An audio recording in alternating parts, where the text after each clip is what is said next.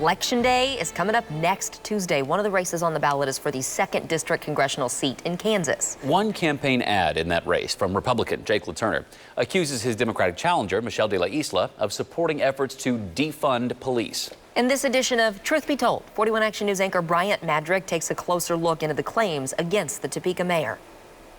In Topeka, police reform is on many minds, including at the city council meeting on August 25th. We need to really look at diversity, inclusion, and recruitment. When you are in need of protection, when I'm in need of protection, we want warriors. There may be a need for police reform in other agencies across the country, but please don't judge us by the events that occur elsewhere. I believe that defunding the police is the only way to create meaningful change. Police reform is also being brought up in the Kansas 2nd Congressional House race between Republican Jake LaTurner and Democrat Michelle de la Isla. This ad from LaTurner labels the Topeka mayor as a radical. Defunding the police, what it means is what the city of Topeka has already been doing. Truth Be Told took a closer look into LaTurner's ad. Video of de la Isla comes from this August 18th press conference. The Topeka Democrat said she wanted to set the record straight on a newspaper interview where she talked about the topic of defunding. I expressed that defunding the police was a very bad marketing term because what it means is what the city of Topeka has already been doing as practices for the last 2 years. According to the Brookings Institution, defunding means reallocating or redirecting funding away from the police department and into other government agencies. It does not mean abolish. De la Isla said attacks on her don't add up. I will say we are not defunding the police department. She backs up that claim by pointing out Topeka City Council added an additional $20,000 for the police department.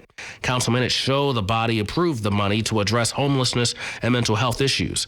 De la Isla's campaign says LaTurner's ad is heavily edited and takes her words out of context. In a text message, Kara Zier, spokesperson for LaTurner's campaign, sent this statement, quote, "It looks like Mayor de la Isla has finally figured out how deeply unpopular her past statements and actions to defund the police are and how badly it is harming her campaign. Unfortunately for the mayor, her newfound realization doesn't change what she said and done." Back out here live, the LaTurner campaign sent out a press release earlier this week where they continue to say that the Topeka mayor will continue to defund the police. Now, I did reach out to the de la Isla campaign to see if they have comment. I have not heard back. However, that campaign for the Topeka mayor, they have ads on TV as well where they say that the ad that you just saw us talk about in this story, that it's false and that it's grossly edited.